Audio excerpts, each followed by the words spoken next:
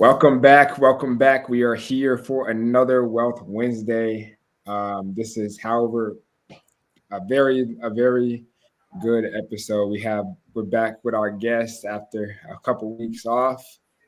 We got Sean Undeniable, and we got Justo, the CEO.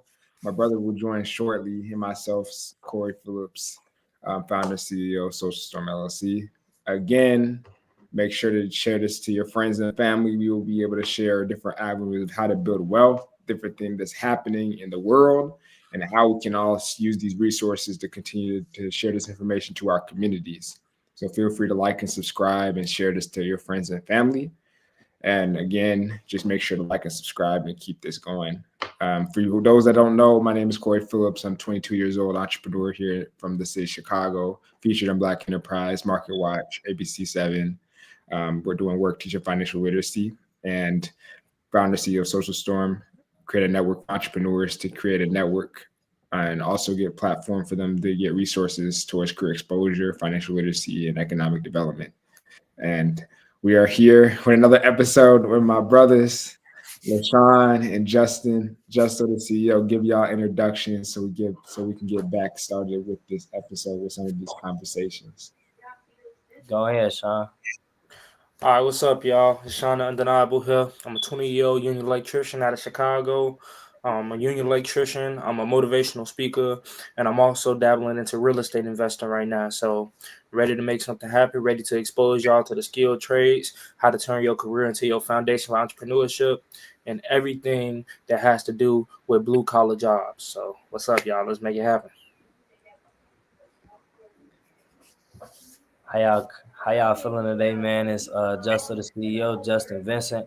I'm a 22-year-old serial entrepreneur. I am the CEO and owner of Over East, my clothing brand.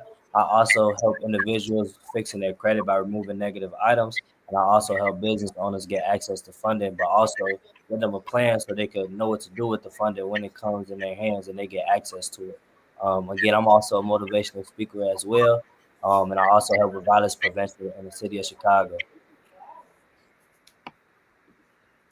Hey, love that, love that.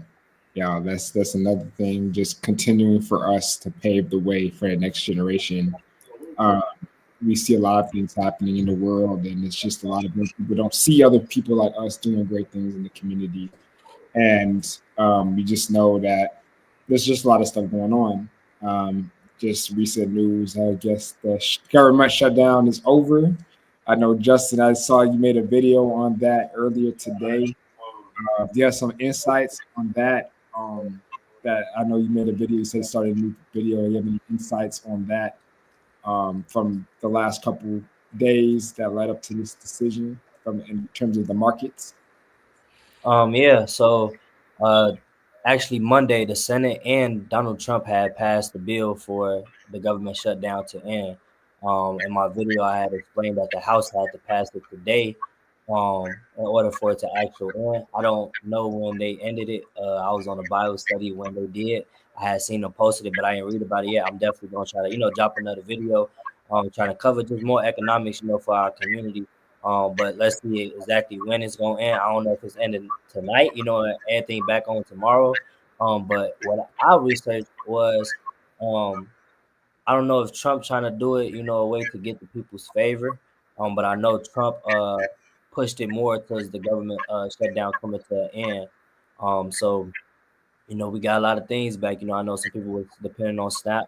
And me, I use the government a lot, to help my clients get their credit negative items removed. So that's a good big plus. I just say now that the government is back open, I say take advantage. A lot of businesses can get grants, a lot of programs are available. I know it's gonna get slow, to get things back up and running, and they're probably gonna be bagged up. But again, this is should be a eye opener on how much the government does help. People was affected by it, but even if you wasn't affected by it, I feel like we should have took this as a sign to learn more what the government is here to help us do. It's the government; they're supposed to be helping us. We're not supposed to, what I'm saying. We pay taxes for a reason, So again, if it's to get a grant for your business, get some assistance, and your heart financial struggles, whatever it is, definitely be more educated on how the government can assist you. Again, we don't pay taxes for no reason. Oh yeah, absolutely. That's something that we saw a lot of different insights on, a lot of different things going on, especially with a lot of these benefits. It's so important that people's livelihoods actually rely on a lot of these different things, and that's one reason why we need to have that correct foundation, correct financial stability, and understand how we can navigate this so that we can continue to not be in a mode of survival, but be in a mode so we're already proactive instead of reactive. I know, Sean, what do you feel like your perspective has been on this from you as a young person that's navigating this space? How do you feel like you should deal with this as someone that's young? So this is my perspective of the government shutdown. To be honest with you, I think it kind of showed the flaw in our system. I believe firmly that complacency is the mother of all failure. And while these benefits are needed, right, I believe that now shows that what can be given can also be taken away. And I believe the analogy kind of rings true of you can give a fish to someone and they'll constantly be asking you for a fish, or you can learn how to fish yourself, right? So I feel as though now with the panic, and then you see that I feel like the government shutdown really revealed a lot of true colors. It was this lady on TikTok that I saw who was actually calling churches. Did y'all see that, Bonnie Chance? I might have heard of it. I ain't see it. I don't know. So Maybe I ain't see it though. So she was calling some churches. She was like, she had like a baby crying in the background, and she was calling churches, asking for some baby formula. And a lot of the churches weren't providing that to her. So like it was I believe that, I don't know firmly if it was a fake situation or a real situation, but the church's reactions like were real. And she was calling a lot of these like programs that are supposed to help, and no one was really trying to help her for real. I believe she got help from a mosque, if I'm not mistaken, eventually. But it goes to show that now is the time that you have to have your own foundation, right? And while you can rely on things like SNAP and other government benefits, now is the time to really try to help your foundation as well. So when something does go away, you're not solely dependent on that. So I see a lot in our community right now that if one thing goes away, your whole life is in shambles. And I believe that now more than ever, you can't put your life in the hands of something that is not meant for your all to be given to. I believe that these programs are really, really incredible. I feel like as though they help a lot of people, but I feel as now is the time that you might need to gain the extra skill. You might need to gain the extra trade. So when crap does hit the fan again, you're not wondering if you could be able to feed yourself, feed your family, and things of that nature. So I feel as though now more than ever, it is important to have that solid foundation, because with the state of our current union, the state of our current economy, as we see, life is gonna life at the end of the day. Life is gonna life. And it's at a point right now whether you go sink or you go swim. And I firmly believe that just having that solid foundation, having that financial literacy, having that literacy about credit, like you might need that might be the one thing to get you out of a pinch. Financial literacy go be something that you can fall back on. That's your foundation. Trying to find another trade or skill that you can pick up on when you get laid off right now. They laying off thousands of people by the thousands right now. People are getting laid off every single day now. Now more than ever, the employment and unemployment rate is the exact same. Now more than ever, you need to try to focus on finding you a second, third, fourth, fifth stream of income. Hey, I can add for my bad. Yeah. So yeah, this guy, man, Sean hit it right on the head. And there's gonna be a lot of controversy, I feel like, on what Sean said, but it's the truth. You feel me?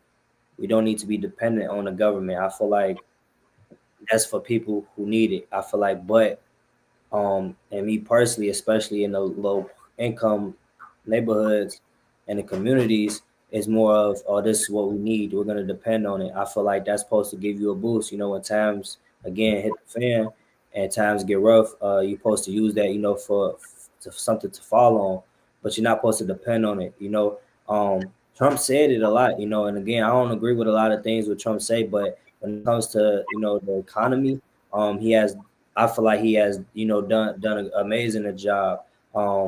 I wanted to add on, with this government shutdown. Trump was speaking over the weekend. I made a video on it. I'm gonna release it probably either tonight, but it's too late, probably tomorrow morning.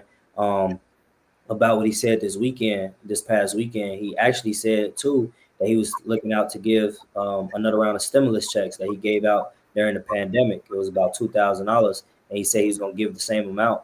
And what's crazy is people was getting on him for the tariffs and asking why he's doing all these tariffs, but people don't understand that America's one of the number one biggest consumers. So as all these countries bringing in stuff to America to, because we giving them our money, Trump taxed them, and not only did he tax them, but that brought us out of a national debt. I don't know if he's still in it, but I know it decreased tremendously. Not only did it decrease, he said 401ks are highest than it ever has been. So that's again investing into the stock market with people with a retirement plan, who has these jobs and jobs offer that. Not only that, the stock market, been moving good. Not only that, also he said that $2,000 stimulus check that he's going to be giving out that came from the tariffs. So I feel like, for an example, the stimulus check, the SNAP benefits, and so on and so forth. All of these benefits. I don't know if y'all remember during the pandemic, it was PPP, it was unemployment. A lot of people took advantage of it, and they took those opportunities. But what do we do with it? You know what I'm saying? So again, we could get another $2,000 stimulus check, and he could do it every year, for the rest of his term. But what are we gonna do with it? What are we gonna do with the opportunities that present itself? So again, when it comes to SNAP, what are you doing? Okay, I'm making sure that the government's paying for my food. So let me put this money to the side and let me go invest or whatever the case is. I'm getting a stimulus check. All my bills are paid, but this $2,000 can help me, again, learn a new skill, get my credit fixed, invest, whatever, what I'm saying? But creating a new stream of income for yourself, creating a new skill set, and changing your life, with the opportunity that presents itself. Again, man, the government here for a reason. We're not supposed to just pay these taxes and that's it. Use the advantages that they got. And I ain't gonna lie, speaking to myself, I need to do better as that. Because as me as a business owner, they're giving out funds, for free. I know I do credit and I get funded from the banks and I leverage that. But imagine getting $100,000 grant that I don't have to pay back, and I just have to make sure that I invest into my business properly. So I just like that Sean, spoke on like, and really our communities, and I'm glad that me and Sean were on the ones, and Corey too, all of us really, we're doing the one, we're making sure this information is getting out to our communities so we can be more educated on it, what I'm saying? How to use the government, why is the government even important, where are our tax money going, what resources do we have, and how can we use them? Not only that, showing how much that we shouldn't be dependent on the government, what I'm saying? Even Trump said it, bro, like, with low income housing. He said it was earlier, like a couple months ago. I think it was like quarter 2 or something like that, or maybe quarter 3. He was speaking on how there's going to be different qualifications for low income housing. Like you're going to be on this plan for such and such amount of days or months or something like that. And again, the government assists you with getting a job. A government will assist you with learning a new skill. And he don't want just Americans being on low income just to be on low income. And I feel like he was talking to our people because, man, in my community, that's all I hear. We all on low income, but what are we doing to get off low income? If we're getting this break from the government, what are we doing to, leverage that and take that break that we're getting from the government and taking off with it? You know what I'm saying? Because everybody don't get breaks. Everybody don't get just their food paid for the month. Everybody don't get their house half off rent. You get what I'm saying? So if we getting that, what are we doing wrong for us not to be, ahead in life? And I feel like it's what we're doing today is the lack of financial literacy we don't have, the lack of economic education we don't have, and I'm just glad that I'm on here with my brothers, giving out this information. And, I listen to they pages, when they post, I'm liking, I don't just like just because, they're my brothers and I love them and I want to support them. Like that's one of the reasons, but they be educating me sometimes, and I hope I'm, doing the exact same. Yeah, absolutely. Like this whole entire perspective is like, such as we get these different checks. They talked about getting checks for inflation, and that's kind of to contribute to the rise of inflation. But if you look at terms of tariffs, the tariffs just increase and push the price to the consumer. And if you add tariffs, add these different checks to the economy, it just makes it causes inflation to go up because we're printing more and more money. Inflation is only good if it rises gradually, but if it rises too fast, it could be something that's detrimental towards the economy long term. Like it's only good when you own assets because that assets continue to rise, like stocks, crypto, real estate. But wages rise slowly, and the dollar loses value. Like I mentioned, this year alone, the dollar has devalued by 10% or at 10% already. Can I add to that, Corey? Yeah. Can I add to that? Yeah. I was gonna say, like, low key, Justin, you just kind of gave me I wouldn't say a different perspective, but it's nice hearing how somebody else thinks. And I say that because currently the U.S. currently we're at $38 trillion in debt. $38 trillion in debt, and like every second, like I mean, we've been on this call for 15 minutes right now, 56. Dude, every second, the United States adds $69 trillion in debt. So I kind of agree with what Corey was saying regarding if you're gonna do something, you have to do something in moderation. You have to take data points. You have to chart the data to make sure that this is something that can be sustainable long term, right? So with Trump in his first year or so in office established these tariffs, right? Well, one, you took absolutely no data to see how it would affect the economy long term. Little to no data. That should be something that's charted over 3 years, 5 years, even to see how it's going to affect the economy. And I understand what you're saying about these stimulus checks, but then look at what the we're paying for the stimulus checks that we got in COVID. Like we paying for that again with the not only the rising cost of inflation, but also look at the housing market right now. Interest rates just went down. Interest rates was at 6-7% for the longest. They just dropped down to like what 5.9. So it's like, I mean, personally, I don't want another stimulus check because I know that it's gonna come out. It's coming for me one way or another. They go get that money back. And then even speaking on the tradesman union side, bro, it's like I don't necessarily feel as though Trump wants to do for the middle class as he says he wants to do for the middle class. And I say that because even look at this big, beautiful bill that he wanted to pass. Okay, let's talk about that real quick. And I'm going to be very brief with that. As a union member, we're under collective bargaining agreements. Teachers, we make up the middle class. Teachers, electricians, plumbers, any really union job you could think of, more so than likely they're under collective bargaining agreements, right? So Trump is really anti-union. So under the collective, in a little fine print on the no tax on overtime thing that he just passed, the big beautiful bill we like to call it, under a collective bargaining agreement. So essentially tradesmen, like trades and union members, it doesn't apply to you basically. And not only that, middle class, if you make statistically what the middle class makes, you're cut off to a certain amount. You're cut off at a certain amount. So it's like what he tried to, say that the no tax on overtime thing was going to be. He really tried to cater to the middle class to get the middle class vote. It's not that exactly, because the exact people who represent the middle class, mostly under those collective bargaining agreements, can't even bear the fruits of that no tax on overtime. It helps billionaires more than it helps us. Hey, I got my bad. I could chime in. Look. Yeah, for sure. This is a conversation, bro. So look,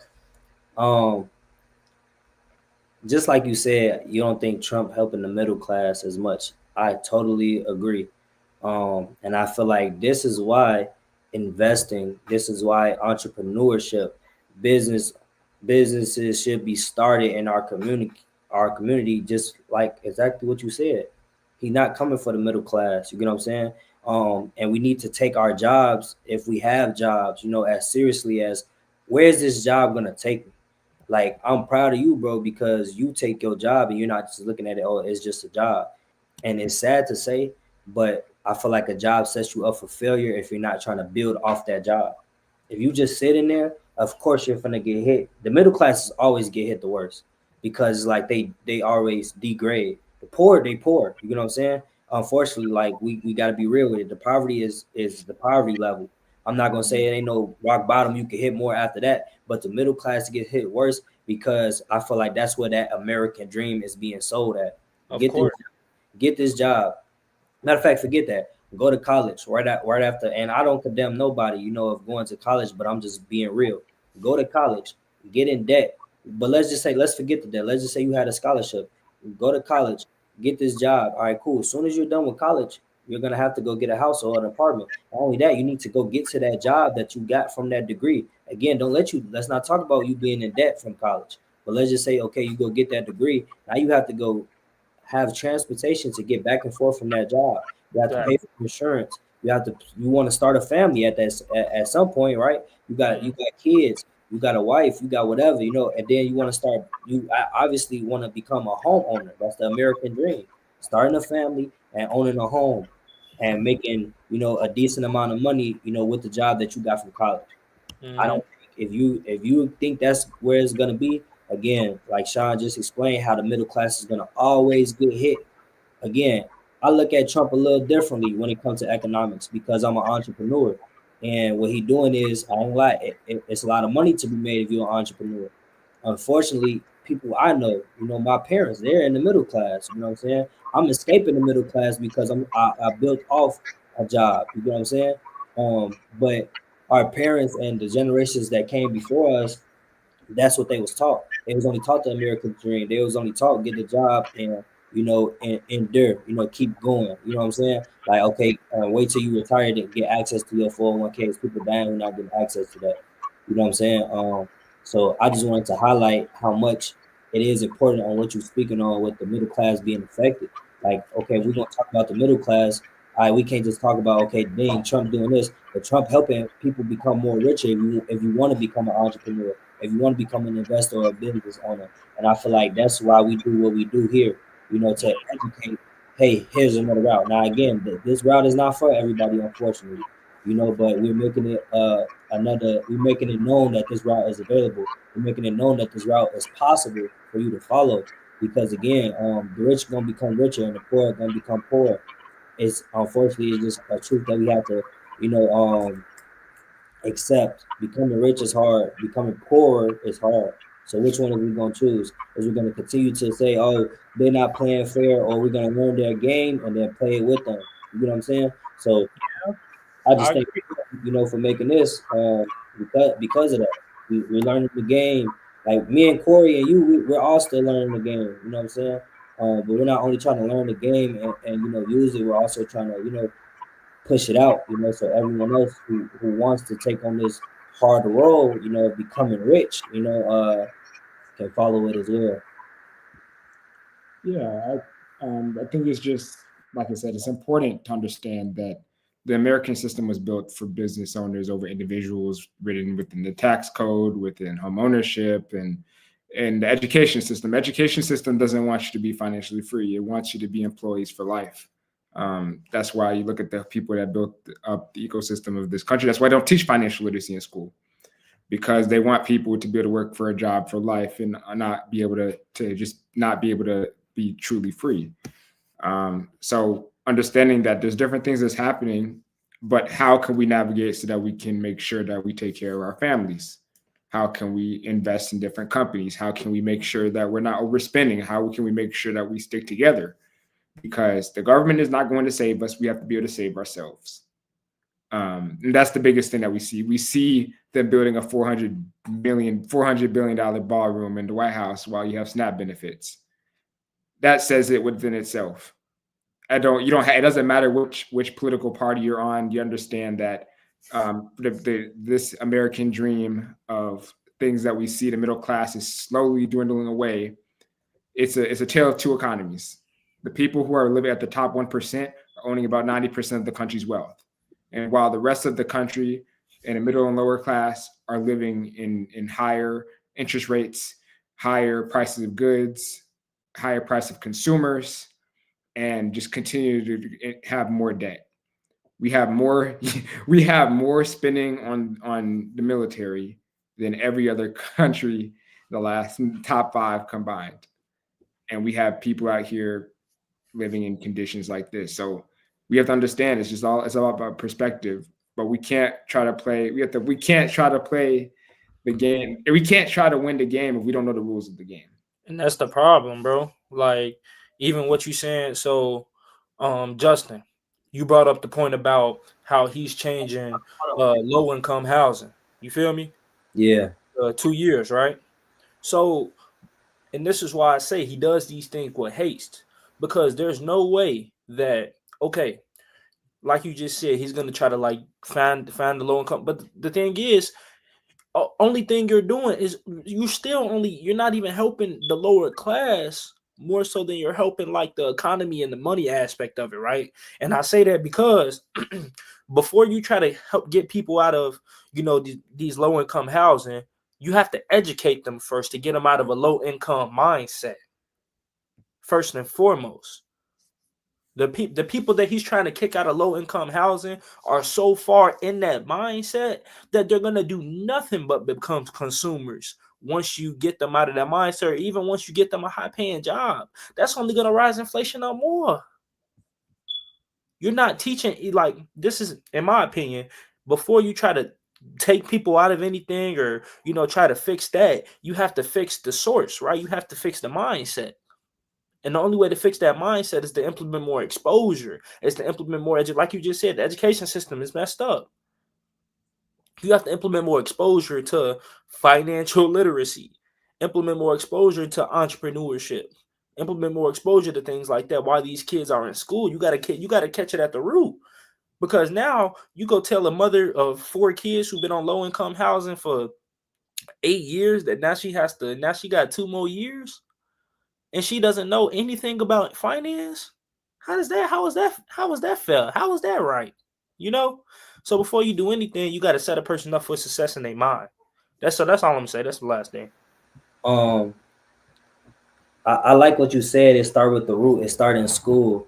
And I like the example that you said because it gave me a different perspective. With okay, we got a mother of 4 here, who was brought up in that generation that was just told to go work. And she been on low income for 8 years. Um, I just feel like this, right? With him changing this, I feel like it's either gonna make us or break us.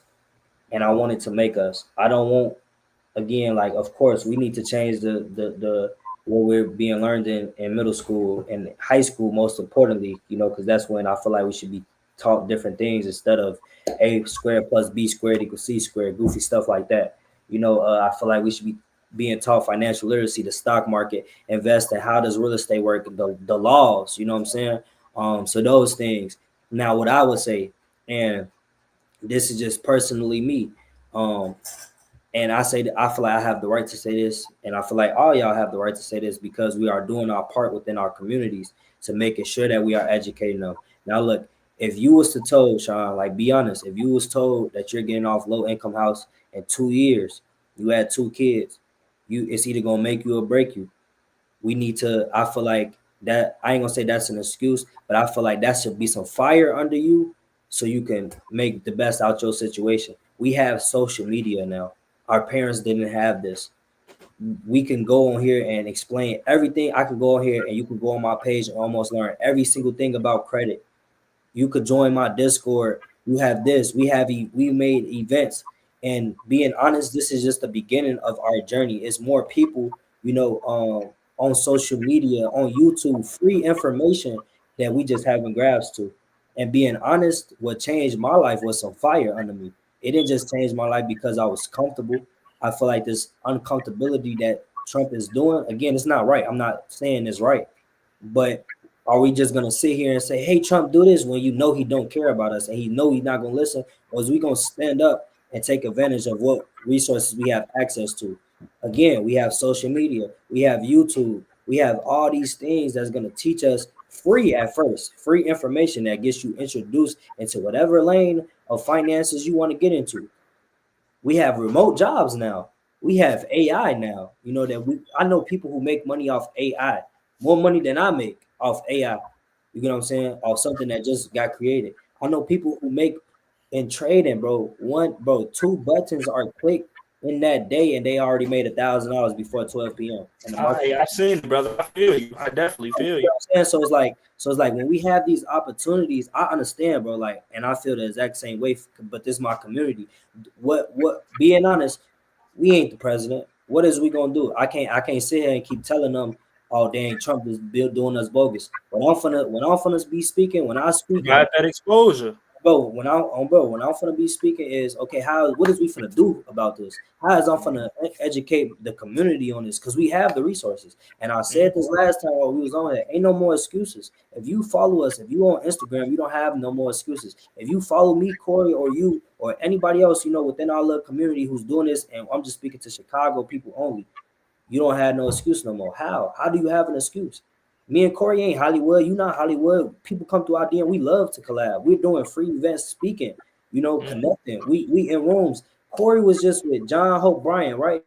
Bro is a whole like I knew a little bit about him, but bro is a whole multi. I don't even know if he's a billionaire yet, but I know he's a multi-millionaire. You know what I'm saying? So we in them rooms. We're doing what we're supposed to be doing. We're walking in these rooms and we're making the connections for our community. So yes, it's very harsh, to talk about, and it's bogus, but I feel like I ain't gonna lie, I feel like we've been crying enough.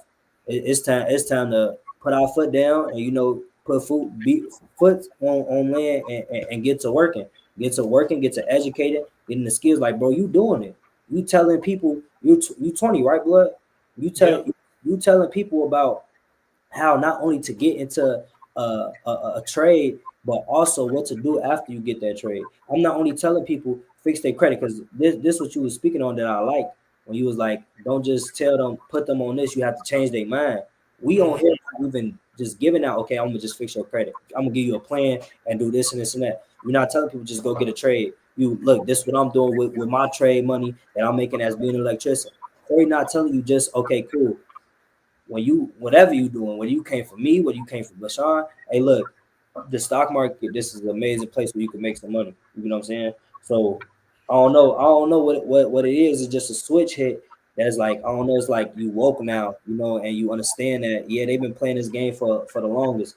But now that I feel like all three of us understand this game, I feel like it's time to help. And I feel like you can't even say what I say if you ain't doing nothing to get back to the community and speaking on it. Because in all honesty, we could all be off social media and just be making money by what we doing. You ain't lying, brother. I hear you. Oh, bro, I don't get paid off posting on social media. For Not sure. yet. I even try. I check, my brother. We don't get paid yet. It's coming You real know what soon. I'm saying? You get what I'm saying? We did these interviews. I mean, these events, and didn't get paid off them. You get what I'm saying? Yet, so I feel like we have every right to be speaking the way we want to speak with helping the community. Yeah, that's true. We all, hey, and you know what? It is one thing for a person to just, have their opinion and then go back to their own lives, right? But we have our opinions and we boots on the ground with it. You feel me? So I understand what you're saying, that we are coming from that place of like us actually doing something to try to help while also still having our own opinion versus just being the people like, oh dang, that's messed up. And now you ain't saying nothing. And now you ain't trying to do nothing else, right? So I do feel like it is that fine line with what you're saying, and I do wholeheartedly agree with what you're saying. That hey, I feel like me and you are saying the same thing. Now is the time, as you see, the odds are going to be stacked against you. Whether you are that single mother with 4 kids or whether you are that single 20-year-old with a dream, you feel me? It's like the odds will be stacked against you, whoever you are. Whether you got kids, no kids, it might be harder for you, might be easier for you. You feel me? You might be like me, no kids, like no kids, or you might have a multitude, right? But at the end of the day, you still got to get it. And that's why we have to provide that exposure. Because as much as we do want things to change, as much as we would, like, hey, as much as we could, do wish we could run the country and try to help our community more, at the end of the day, we can only do what we can do, right? So what we can do, like you say, Justin, is prepare them for the absolute best and worst case scenario. Yeah, absolutely. I think it's just very important just to look at it from perspective. You don't have to. Nobody has to like Trump. Like, you can like him or you can't like him. But the main thing is understanding how we can navigate this in order for us to build wealth and take care of our families. Like, for me, that's what I look at these different companies. Like, look at which companies are aligning themselves with the White House. Look at which companies are aligning themselves with the president. They are literally the top 7 companies of the United States are holding about 40% of the S&P 500 weight. Look at the companies like NVIDIA. NVIDIA is a $5 trillion company. They produce all of the chips for every single large language model in the world. They're the most valuable company. And the reason these stock prices are inflating so high is because of the CapEx spending on AI ecosystem, AI data centers. Because AI data centers is what makes these large language models think. That's like the brain for them. That's like the brain for these large language models. And the more GPUs that they buy for NVIDIA is the more that they can build up these different data centers. And these large language models can't function if there's not enough data centers for them to be able to continue to grow. And you look at which companies, and NVIDIA is providing the chips. You look at OpenAI, they're building up these data centers. Hey, Corey. My bad, real quick. Now that I just got a question, because you more, on it with the stocks. How do you, my bad to interrupt, and if you can answer this real quick and briefly, NVIDIA versus AMD, I ain't gonna say what's the difference, because I know the difference, but what you know how you just said NVIDIA is doing all this with the chips and everything. What is AMD providing, and why are they are a good company, or why they a bad company? So we look at these different companies. They both produce GPU chips. NVIDIA is the Michael Jordan, and AMD is LeBron.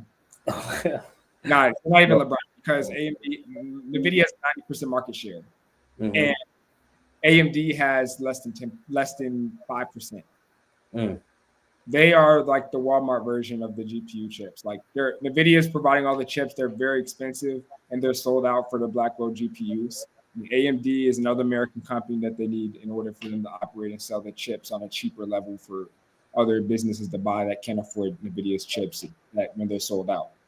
But they're strategically partnered with the U.S. government, AMD and NVIDIA, also have a stake in Intel to kind of propel that we can make sure that we have more than one option. Because as a business perspective, you don't want to just have all your eggs in one basket. You want to have multiple producers. If NVIDIA's chips go down or there's not enough demand, you want to make sure you have enough from AMD. But it's actually kind of interesting how AMD CEO is actually cousins with NVIDIA CEO.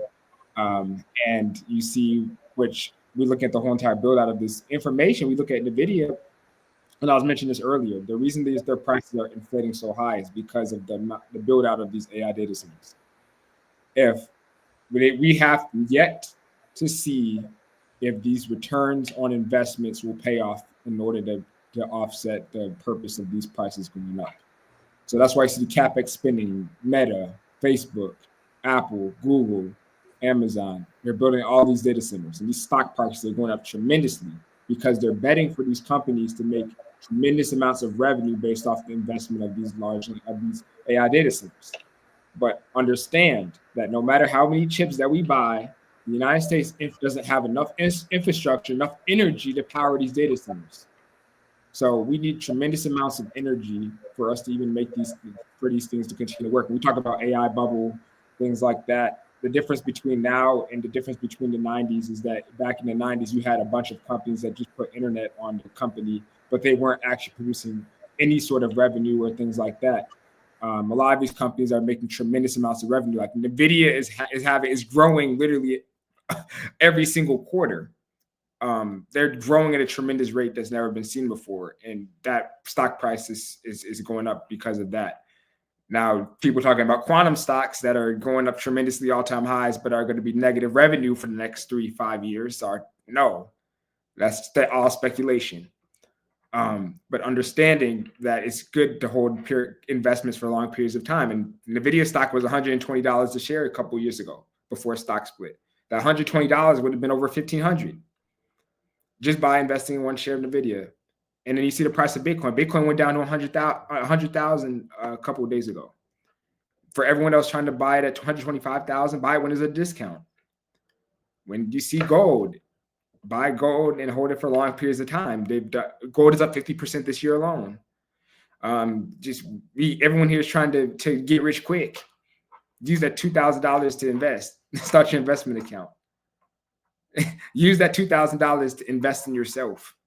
Because at the end of the day, this artificial intelligence will create more millionaires in the next 5 years than the internet did in 20. And we are just in the early build out phase of this ecosystem. You have to learn this information. If you're someone that's against, if you're not learning artificial intelligence, you'll get replaced by someone that will. People who are going to succeed in this new era of AI are people who have specialized skills, people that understand how to use these large language models, and people who are able to make communities. If you don't have one of those three, you will get left behind. There's no ifs and buts about it. Amazon's laying off 20,000 people a couple weeks ago. And look at the companies, it's already mostly robots. We have to be able to learn how to use AI. We have to learn how to investing is not an option. If you don't invest now, you will see how things will be in 5 years. When we have artificial AI robots doing the same things that we do. But the biggest thing is just preparing, collaborate. The United States government is not going to save us. The more we can collaborate, the more that we can work together and invest our money into our community, invest in our families, we can truly change our communities. I listened to John Hope Bryant, tremendous impact. I love his podcast. I had an interview with him the other day, talking about how. Say that again, bro. I ain't hear you. Say that again, bro. I had an interview with John Hope Bryant. That video had over 100. Come on, now. On Instagram. No, Corey Phillips. Let's get it, boy. I truly love his interviews. I love his work that he's done. It's inspired me. Had an interview like we talked about a lot of people. If you give a homeless man $1 million, or somebody wins the lottery, most of them will be broke in 5 years. If you're someone that's a multi-billionaire, they give them money, or they have money and they give it all away, they'll make it back. You've seen this with many billionaires. You've seen it with Donald Trump. You've seen it with many other billionaires that have lost money. If you don't have the capacity to build wealth, you can never truly make it. It's harder to become the person to make $1 billion than it is to build the business that makes $1 billion. Your business can only grow as big as you. If you're not able to grow personally, which in your capacity, then it doesn't matter how many businesses you start if you don't have the capacity. It's not about the other things. It's about how it starts with you and how you're going to translate to others. So that's the biggest thing. If you have to build your capacity on how we can share this information and then move that towards the future. So it's a lot of stuff going on, but this is something that we can't take the back seat. If you don't have ChatGPT on your phone, you're not going to be able to keep up with this new era because there's trillions of dollars. Y'all saw the AI robot that came out like a couple weeks ago, $20,000. That's gonna do your dishes. Y'all see them AI Tesla robots? What type of vehicles? All these vehicles that are autonomous. Would you get a Tesla robot? Yes. In your crib? You know he'll get one, bro. So I'm gonna give me a Tesla because here's the thing. Y'all hating on Tesla. Look, Elon Musk is one of the greatest entrepreneurs of this generation. Regardless of what he said a lot of stuff, but from his businesses himself, it's just a different level. Tesla's not a car company; they're a technology company. Yeah, they're not betting on selling more vehicles; they're betting on autonomous vehicles and autonomous robotics. SpaceX is not just a regular space company. They're a company that can be able to reutilize rockets that send to outer space and reuse them up to 20 different times. Just off one rocket. That's a whole new $1 trillion. That's a whole different area. People don't know that Elon Musk was one of the founders of OpenAI. Elon Musk has his own XAI. All these different things, he's setting himself up to build the ecosystem for him to be successful in the next 10 years. And people look at his $1 trillion pay package. He can't reach that $1 trillion pay package unless Tesla reaches an $8 trillion market cap. They're just under 1 trillion. I think they're around $1 trillion right now. They have to 8x as far as their company hits certain marks for him to get that $1 trillion pay package. And understanding that it's a leverage point. If he were to leave Tesla wouldn't be the same because of how much people believe in him as a CEO. So I'm getting me that Tesla robot. What you gonna use it for? I'm having the robots in 5 years. The world we see in 5 years will be completely different. No, I'm saying so. I'm saying, what you gonna get the robot for? I'm gonna have. I said I'm not doing anything like dishes or clothes, fold my clothes, whatever. I'm gonna have it do that type of stuff. Hey, Corey, you finna get you one of them little maids, ain't you? Got a little robot maid. Look, yeah, I'm gonna be able to use AI to be able to help me think. For me to be able to automate some of my processes. Like, look at how we look AI. Like, the thing is, AI has helped me so much. Since it came out in 2022, it's changed my life. Like, Man, you said dishes, bro. You can't go get. You don't want to do no dishes, bro. You said They don't dishes. want no clothes, nothing. you save time. He said straight chores, bro. Hey, I ain't- Corey, would you get an AI girlfriend? No, I would Sean, never do that. No, would you, Sean? Bro, come on, you know him, bro. Come on, bro. Yeah, I was just asking the question. No, No. no, I would not. I love Corey, Corey said it's the future. that ain't my future. no, My no, no, future- no. So it's a robot. I know the difference between my mind and I know the difference between a robot. And my mind is. I'm just trolling. Y'all putting that Neuralink in your brain? No, boy, you ain't touching mine. No, this ain't. I love the Matrix, bro, but that movie scared me, bro. Like, Hey, do y'all know downtown Chicago and Whole Foods, you could pay with your palm? I don't know how you get started on it, but hey, who my you what? could pay with your palm. I don't know how Bro, to do it. I'm not It's with a- all, bro. Look, I'm not with none of that. Look, no, I'm gonna be the one that survived, bro. Like, it's gonna be, it's gonna be one of them days, bro. It's gonna be like 8% of the world's population just to wake up tweaking. No, I'm not gonna be one of them. I'm gonna be like, no, I'm not getting no. I love my flesh, and you know what I'm saying. Like, I love my actual girlfriend. I ain't getting no AI one. I'm good. Justin, you get an AI girlfriend? no. Cameras, no. Justin, you get you a Justina? Nah. You a troll, bro. That's crazy. What? Nah, I can't even be mad because I was just trolling. no. That the thing is, that's the crazy thing is though. Like AI is you can't even tell what some people can't actually tell what's the difference between what's real and what's fake online. Like you see those the new Sora videos. Like these kind of MLK videos, like some of the stuff look real, but a lot of people don't actually know the difference between what's real and what's not. And the difference It's a scam, boy. right in this new age of AI is we're gonna get to the point where the biggest thing is having the ability to be conscious and your ability to think and your ability to reason. And that's something that a lot of people are losing with artificial intelligence. We're just searching everything up, chat GPT. But the biggest thing is you understand that your biggest asset is your ability right here. That you don't need AI to be smart. AI is only supposed to amplify who you are, a bigger version of you. It's not meant to replace you. They can't reason like you. You have your own authentic voice. You have your own authentic message, your own authentic thoughts. And in this age of automation, continue to live that way. Continue to be creative. Continue to be human. Continue to do those things that's going to position yourself, regardless of where this thing's going to go. But continue to learn this information. That's the thing. I can't harp on this enough. This is something that we have to pave the way over the next 5 to 10 years. So that's my biggest thing. Corey, I know you said you want to talk about those 50-year mortgages, man. Oh, yeah. Yeah, mortgage win. So Bro, you ain't see he talking about he want to do a 50. Man, look, this man just be saying stuff, bro. Yep, I want a 50-year mortgage. It's bro. Hold on. Let's be realistic about a 50-year mortgage, bro. But I wouldn't. Oh wait, hold on. You have to. I ain't gonna lie. You have to understand this economy first and foremost. Look, I'm gonna get my go on a 50-year mortgage. Then you get your go. First off, this is not gonna be my only mortgage. This is not gonna be like my house. I will not pick no 50-year mortgage.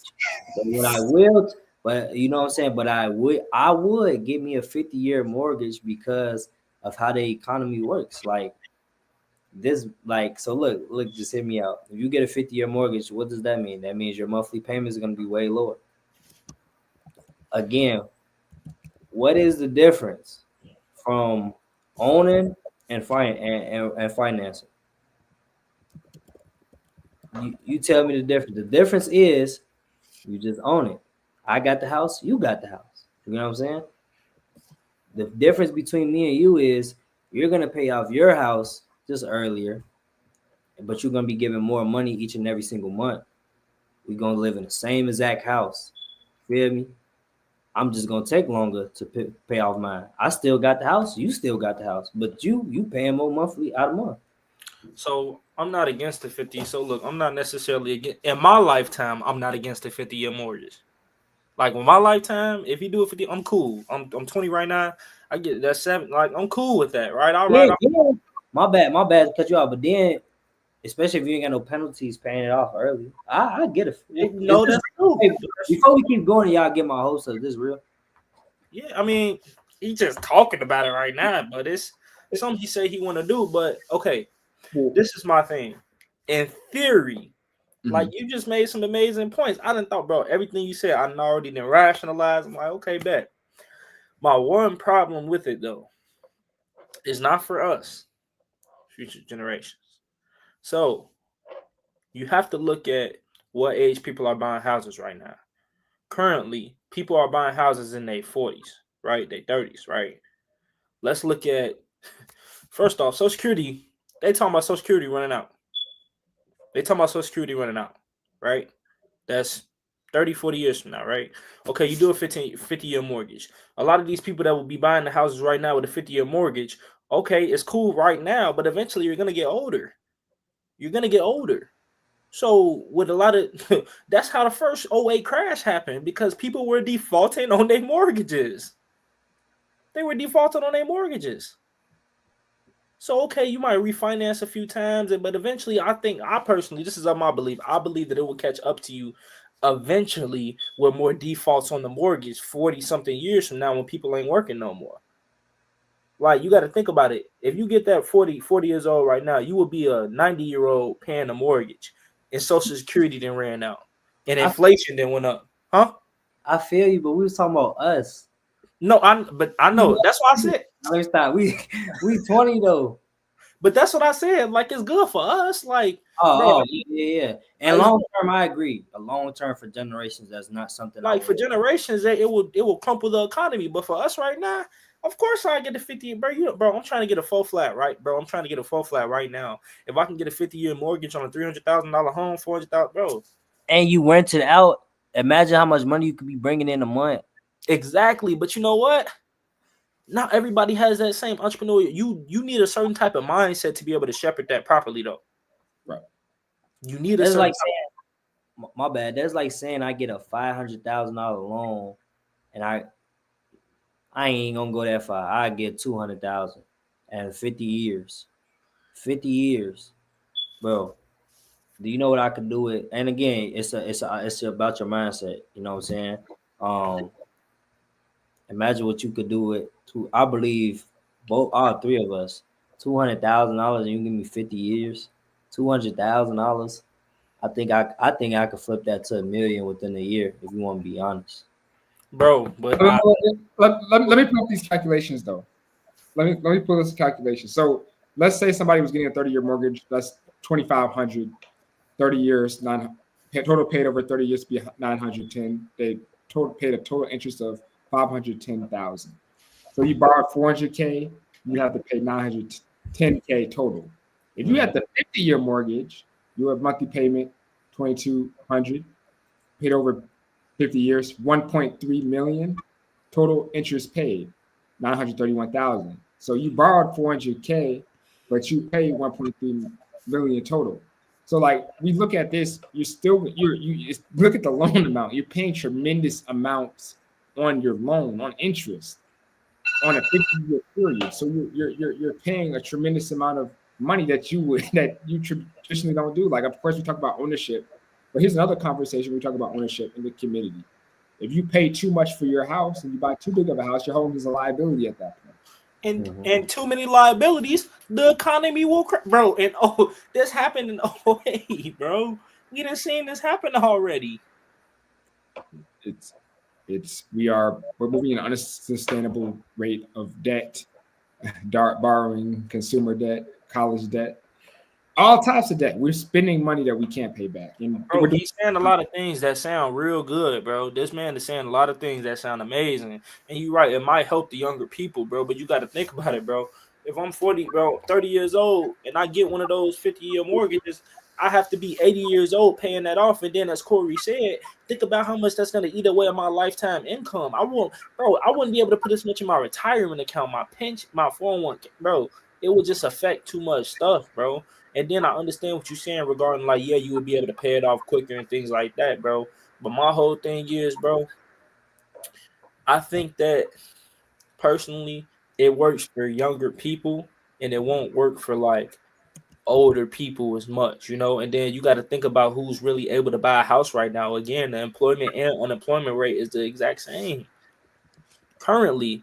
With these layoffs in the state and the increasing instability of our economy, a 50-year mortgage will not be sustainable because that leaves not only 20 years of interest being paid, right? But it also leaves 20 years of those variables not really adding up, especially with Social Security going back down, in, inflation going up, and income and job placements going down. And then with AI about to take so many of these jobs, bro. I mean, will it work for somebody like me in an AI resistant job, 20 years old? Yeah, but Most people. I think it will only work if you strategic with it. Not only if you're strategic with it, but if you can afford it.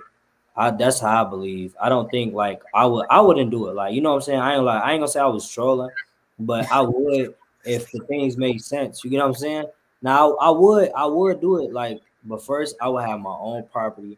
I would be set financially, and then I would take advantage of that low monthly rate, and I'll make something work with it. You know what I'm saying? Like that's just how I would do it. And yeah, but I would definitely be overly financially stable. I will also have my own property, so this wouldn't be no property that I'm living in. This is a property that I'm trying to leverage, basically leveraging the debt. I feel like it will only work if you leverage the debt. If you don't leverage the debt, it will not work. And Mhm. that's the thing, like everyone said, um, if we are getting in debt, let's at least have a financial crisis trying to leverage the debt. That's how I feel like, because you're gonna learn along the way. You feel me? You're not only gonna learn along the way, you're gonna meet a lot of people along the way. You get what I'm saying? Instead of you just having a house that you know you probably couldn't afford, or you was just working so hard to afford. Now 2 years later, AI came out and your job at risk, but you just been so loyal to this job and haven't had no plans. But you got this house and you just been so dependent on this job. Now your job gonna go in the next 3 months, and you pop. you gone. You know what I'm saying? So I feel like with any debt, we gotta leverage it. You know what I'm saying? Like I feel like college student, you gonna go to college and you in debt, you better get that degree, bro, and make it useful. Cause you in debt. You gotta make some money off this. You feel me? So For real. I feel y'all. I don't think it's smart, especially like the people who don't have the mindset that we have. And again, that's not. I'm not even financially stable to go get that type of loan, and I wouldn't. That's especially if I'm even if I am trying to leverage it. It ain't smart. But I believe somebody like Trump, who got connections and know everything, I bet he'll know exactly what to do with that type of loan, with that type of monthly rate. You ain't lying. I mean, yeah, bro. You ain't lying, bro. I mean, there's a lot of things you can do with that, bro. Like, but I'm even thinking about what you can do now, bro. You can 1099 exchange, bro. You could sell 4 properties, do it in a 1099 exchange, pay no capital gain taxes, and buy a bigger property with those profits. Man, it's like it's so many loopholes now that we gotta, bro. Us as a people, it's so many loopholes now that we don't even exploit. And now you want to add something else to the game? Just hold on, let us catch up first. Let us catch up.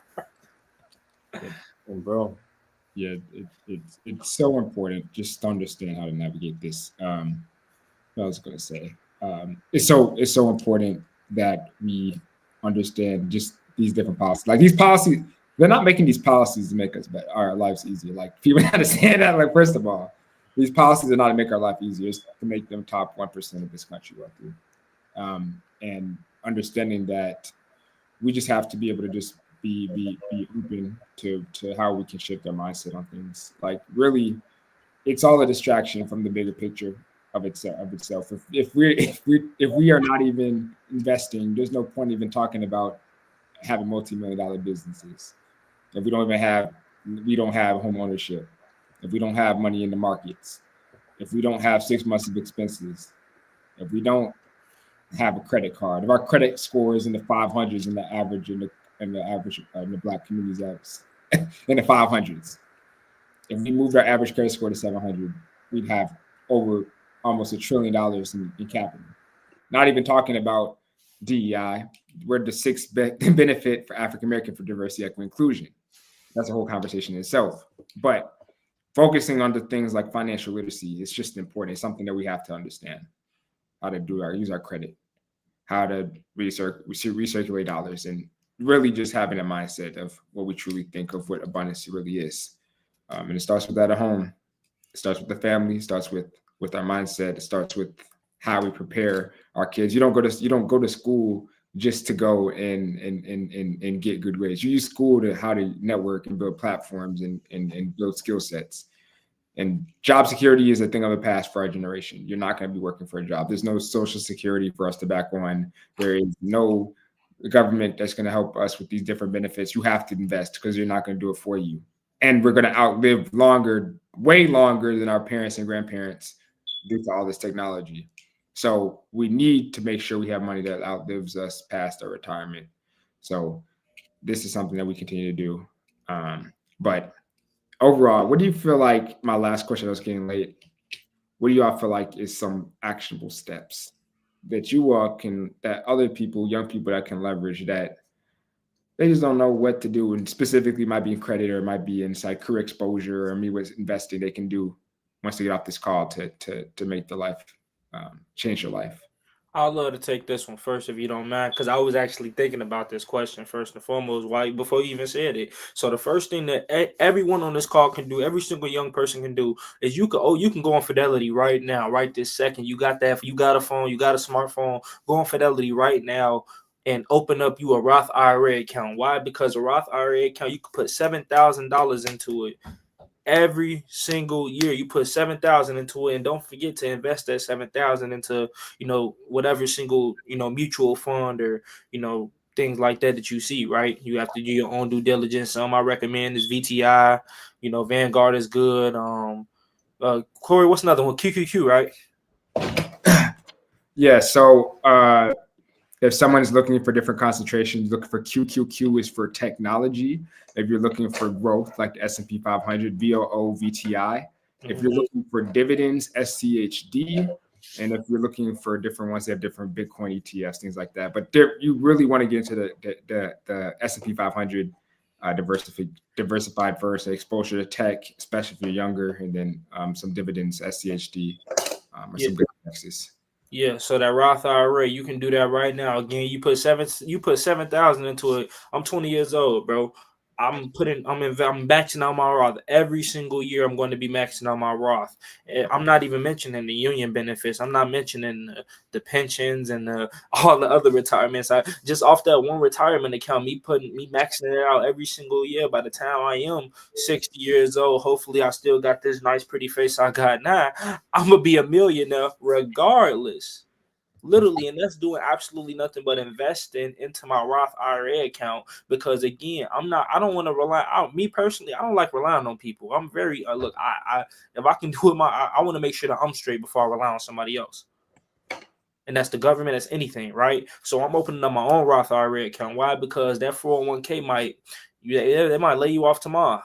Your Roth IRA is yours. Your Roth IRA is attached to your Social Security. That's yours. No one else can take that from you unless you get scammed. But that's another story. Like, no one else could take that from you unless you get scammed, and you get scammed by what those AI girlfriends you said. Don't get scammed by no AI girlfriend. Get your retirement account took, y'all.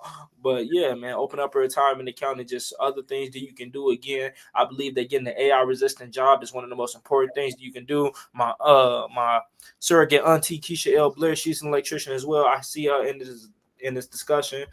She's an electrician as well, and she talks about the skilled trades as well. I believe that the skilled trades right now are currently one of the absolute best things you can do because it is AI resistant. We need 80,000 electricians every single year. We need 500,000 tradesmen, skilled tradesmen, tradespeople, tradeswomen. We need 500,000 every single year. And remember, the unions are the absolute best. They are the absolutely only thing right now that keeps up with inflation. Right now, I'm an electrician in Chicago. I'm going to be topping out making $57.75 an hour. That's right now. We get I get pay raises every 6 months. You get 3 or 4 pensions. You get health benefits. You get everything under the sun, right? And that's just in Chicago, right? There's a union in every single state for electricians, plumbers, welders, pipe fitters. What else? What else we got? HVAC, right? So I see getting one of those trades right now is one of the most important things you can do to have an AI resistant job. So that's it. Uh, First and foremost, I would say, like we talked, you have to change your mindset. Your mindset has to change.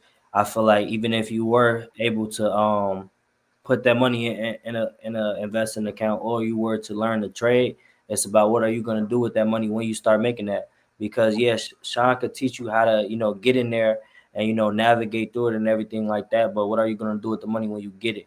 So I would say first and foremost, your mindset has to change. How do you look at people? How do you look at money? How do you look at the world? And the economy and how it works. What do you want out of life so you know where you're going? And that's something that you gotta just stay focused on life, but most importantly, get right with God with, and understand your purpose and why you're here.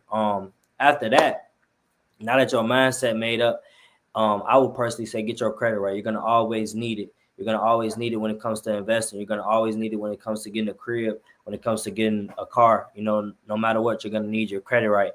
Me personally, I leverage my debt. So I use credit in order for me to invest. So whether that's me investing, into properties, if that's me investing into businesses, that's what I do. And I highly encourage. I ain't gonna say everyone to do it. It ain't for everyone, but I highly encourage the people to do that because you have an opportunity. Now, me, I feel like if your mindset is not changed, that means you're not ready for it. You're probably scared of getting access to so much amount of money, and it's like, okay, what do I do with it? How do I move with this? How do I, what am I going to spend it on?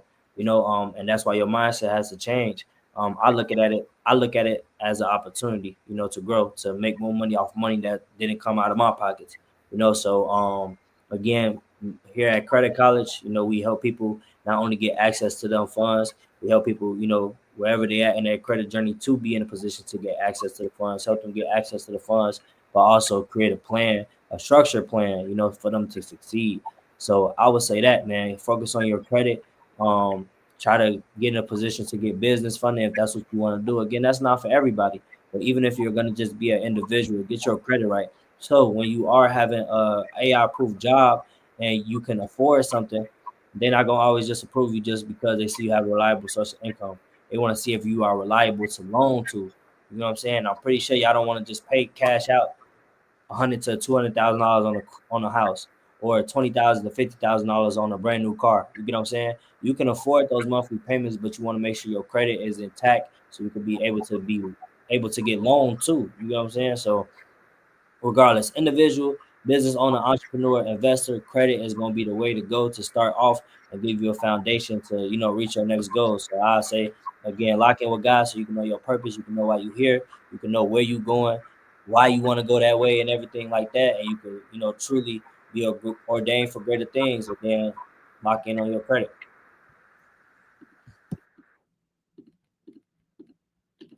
Absolutely. Having that correct foundation is the biggest thing. But just realizing how you just review how you view that perspective of what true wealth is what's the difference between rich and difference between wealthy. Rich is just having a lot of money, but if you don't have the mindset, you won't be able to keep it, no matter how much money you make, whether you're 6 figures, 7 figures. Most people that make over 6 figures are still living paycheck to paycheck. So it doesn't matter where you are on the spectrum of money. There's something of how you view it and utilizing it as a tool. It's nothing more than a tool. Making more money makes you a bigger version of who you are. So just utilize it. Just know what true purpose that life really want for yourself, and then just make actionable steps in your life. Like that's cutting back on what you don't need, or finding a way to make more money. And you see a lot of these happens. It's a psychological thing. How you save, how you budget, how you spend it, how you feel about it, how you use it. These different avenues is more powerful than just spend it on nice things, but it just gives you more things to give you, so you can be able to live life on your terms. So I know that'll conclude majority of today's call. No, we're gonna be back with this next week. Y'all have anything else, or where y'all find y'all, that Freddie can find y'all in the week? Anything y'all have coming up before we end this call? Again, man, it's Justo the CEO. You can follow me on Instagram and TikTok. Justo the CEO. Again, I help y'all with y'all credit, no matter where y'all at in y'all credit journey. Also, I do Bible study 10 a.m. Central Standard Time every single day, Monday through Friday, Central Standard Time. To get in the Word and just create a safe space. For young adults like us, really anybody. To come and feel comfortable. Locking in with the Word of God. Really, that's it, bro. Y'all can find me on Instagram, TikTok at Sean the Undeniable. That's SHAWN the Undeniable. Or y'all can find me on Facebook at LaShawn Sanders. Y'all find me on LinkedIn at LaShawn Sanders. I can't wait to talk to you all again. If y'all need more help just finding that purpose, trying to understand how you can turn your career into your foundation to start whatever it is that you're trying to do, please get in touch with me. I promise you we go through this together. We about to become undeniable, y'all. Let's get it. Hey, my bad. I can say one more thing. I forgot I do Bible study on Thursday now at 8 p.m. So I don't know, people sometimes can't make it, in the morning. I just started it, me and Pate, so if y'all Thursday, again, Instagram live at 8 p.m. too. We doing Bible study then too. Absolutely. Make sure that y'all check them out. Make sure to check out their content, check out their shows. Make sure to follow us out here on YouTube. Make sure to like and subscribe. Sure to see your friends and family. Make sure to check out my Black Enterprise interview. It's on their website. It's on my posts. John Hope Bryant interview. A lot of content, even content with Ross Mack. Make sure to check out those videos. Make sure to share it to your friends and family. Make sure to follow me on Instagram at Corey Phillips 3. I have a family wealth night on Black Friday, Wednesday, the day before Thanksgiving. I'm having a nice online family wealth night. So it's my second iteration of it. So make sure you get your family how to set up y'all putting your money in the clothes and all this other stuff, how y'all can get your money in the market. So make sure to go to my website at CoreyPhillips.org and you'll find a link there to register. So that'll conclude today's call. Hope you all have an amazing week. Let us know how y'all feeling, and then we'll see you all next week. Well, y'all. Bye, y'all.